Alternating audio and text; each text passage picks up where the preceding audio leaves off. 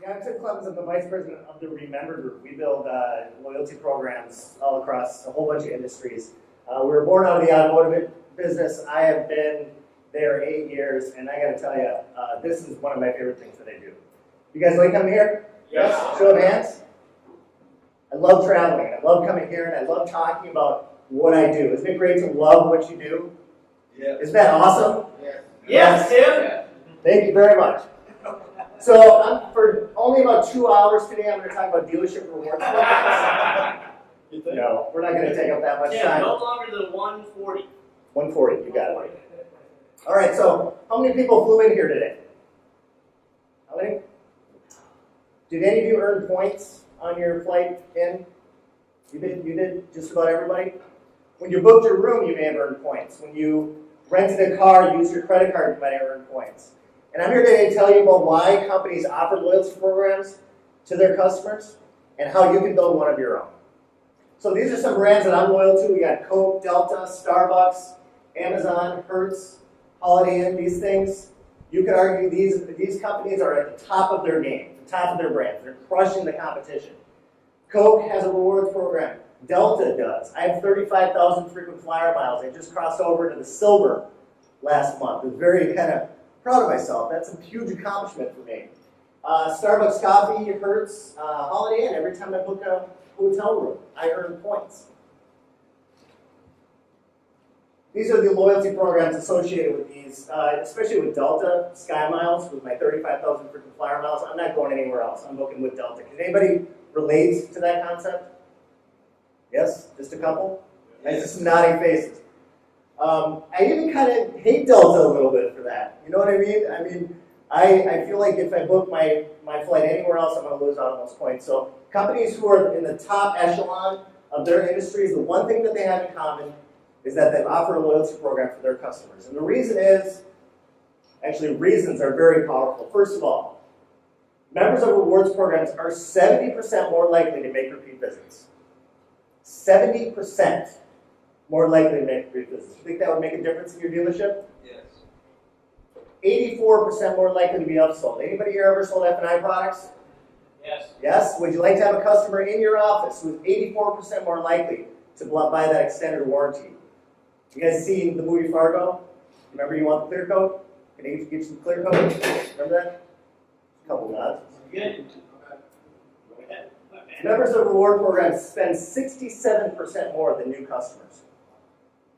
They fill out more surveys and reviews because when companies can incentivize their customers using different rewards and points and loyalty and everything, you get more of those surveys and reviews. And this is a theme I hear time and time again. How do I get more surveys? How do I get more reviews? A great way to do that is to have a loyalty program for your customers. Referrals. Anybody here sell cars? Yes.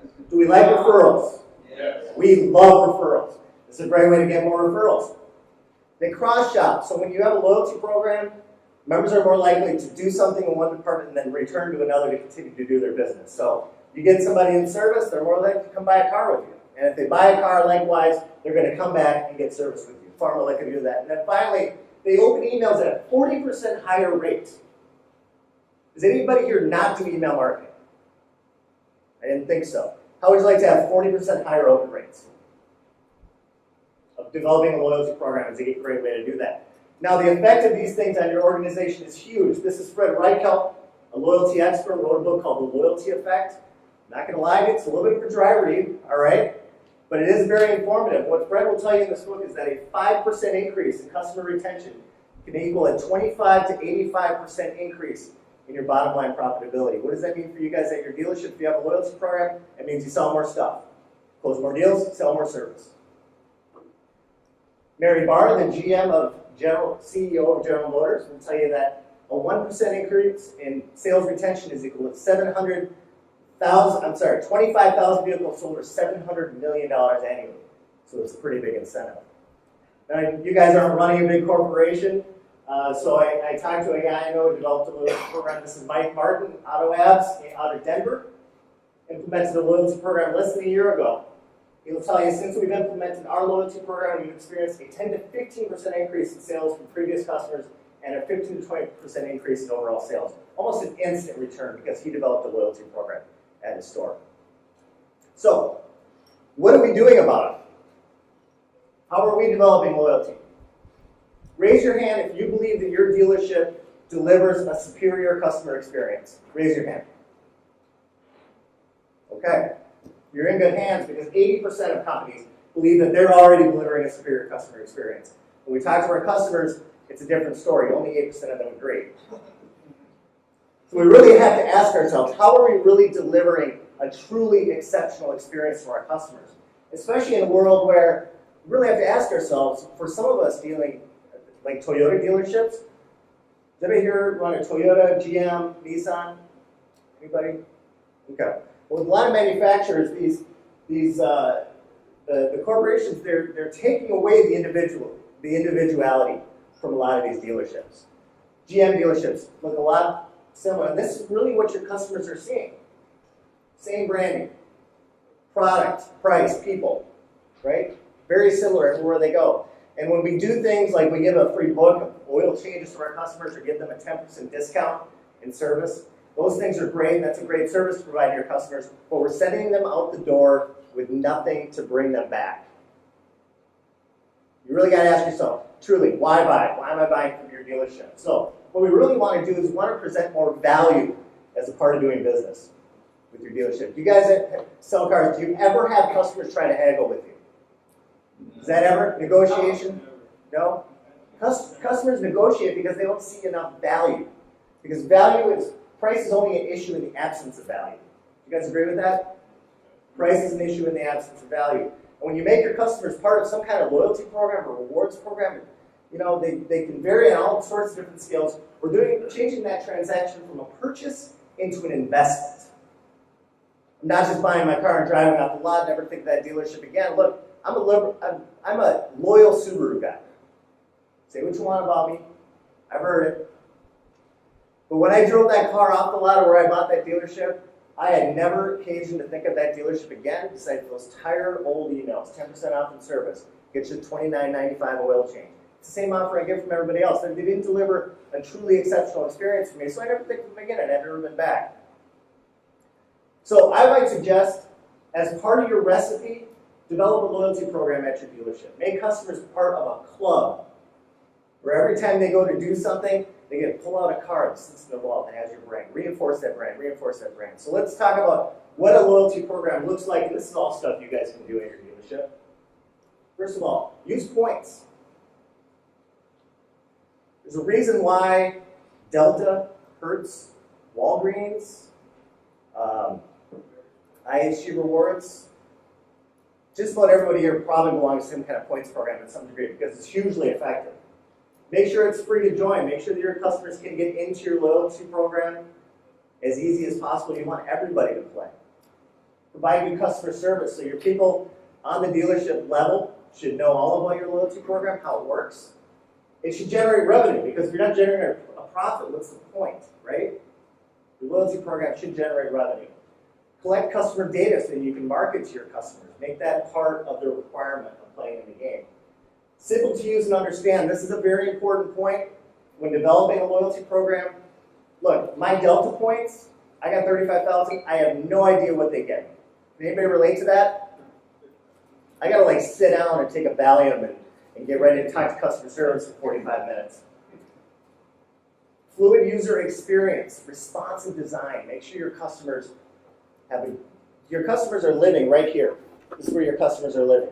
So if your dealership isn't on a responsive website, get it on a responsive website. And your loyalty program should be the same. It should engage your customers over time. You guys, Delta frequent flyer members, yes? How many? You guys know you get these emails all the time, right? Your statement. Here's a special, right? Delta is constantly staying in front of you, reinforcing their brand. And benefits away from the dealership. So, you can send your employees out into the community, a local gas station, a movie theater, restaurant. Send people out in the community. Partner up with other businesses and give your customers benefits that they associate with your dealership as they go about their everyday business. Make sense so far? Looks like a lot. I promise you it's not, though. It's very simple. So let's talk about points for a minute, and after this I'm going to show you kind of how to build a loyalty program and what a really effective one looks like.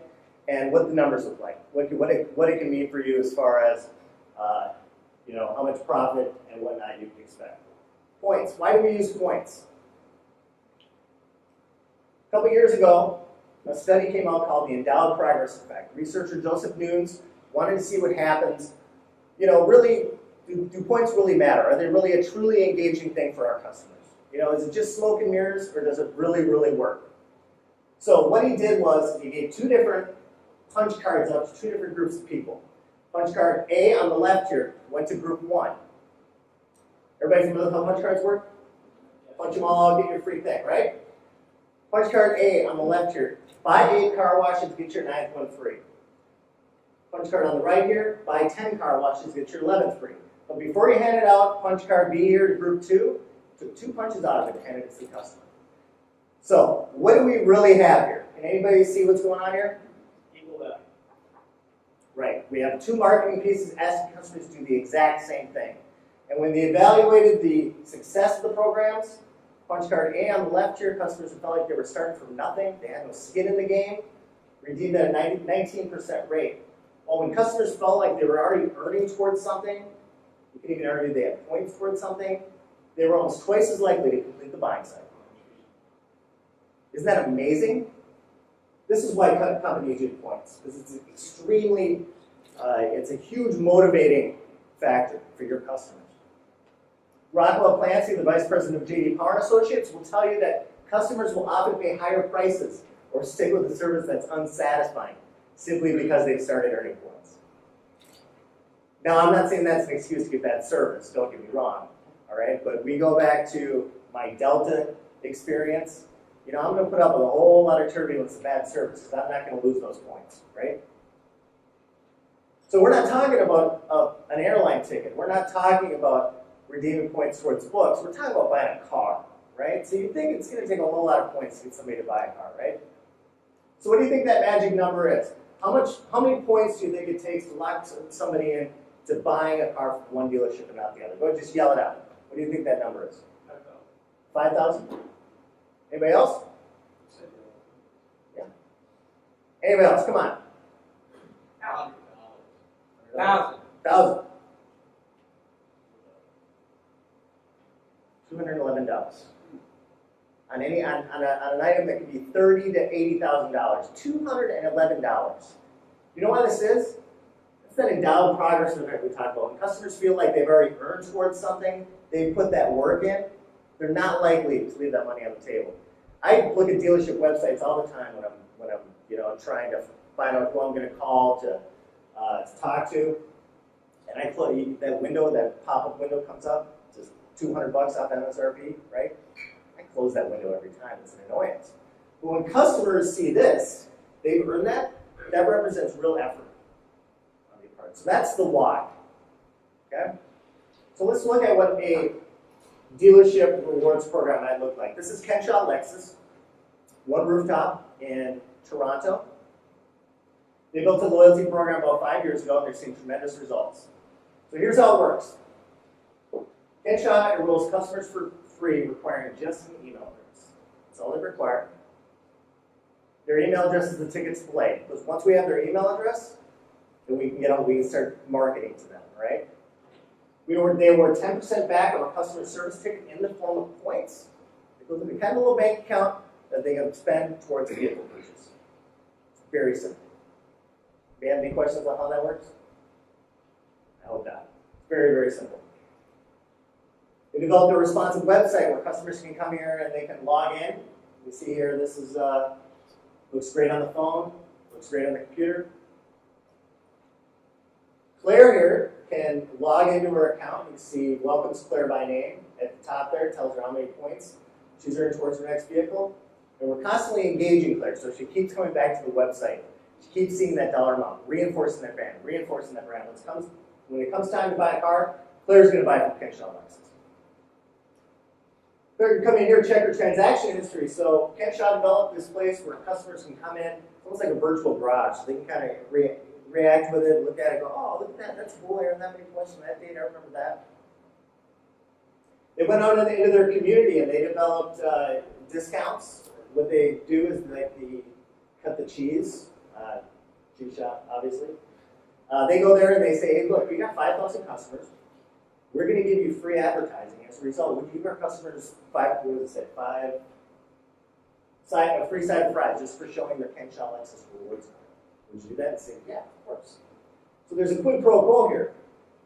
Ken Shaw Lexus can show more value as a part of doing business with them because they're going to get all these great benefits all over the community. And then the business and the community benefits from the additional foot traffic. Pretty cool, right? Now, Colloquy is a loyalty trade publication. What they will tell you is that 85% of loyalty programs do not communicate with the customers. So if you are going to develop a loyalty program, it's very important to send out these emails here. This is a welcome email. Brad, welcome you to the program. Every time he earns points, he gets an email. It's just like what Delta does. He gets a point statement. These emails open at between 60 and 90%. Customers love it. Now, what if you shoved a sales or service special in here? Think about how many more eyes you can get on. Pretty cool, right? Yep. You guys were so awake out there. What's going on? All right. So based on all the information that we have, that's kind of what our loyalty program looks like. I want to tell you what it looks like for you if you choose to develop one. Let's take a fictional dealership that I made up called Epic Motors. Epic Motors has 5,000 customers in their email database. They're going to send out a promotion. Okay. Now, they're sending it out to their loyalty customers. Sorry, let me back up. They're going to send out an email campaign without a loyalty program, all right? They're going to see about a 30% email open rate, because that's industry standard.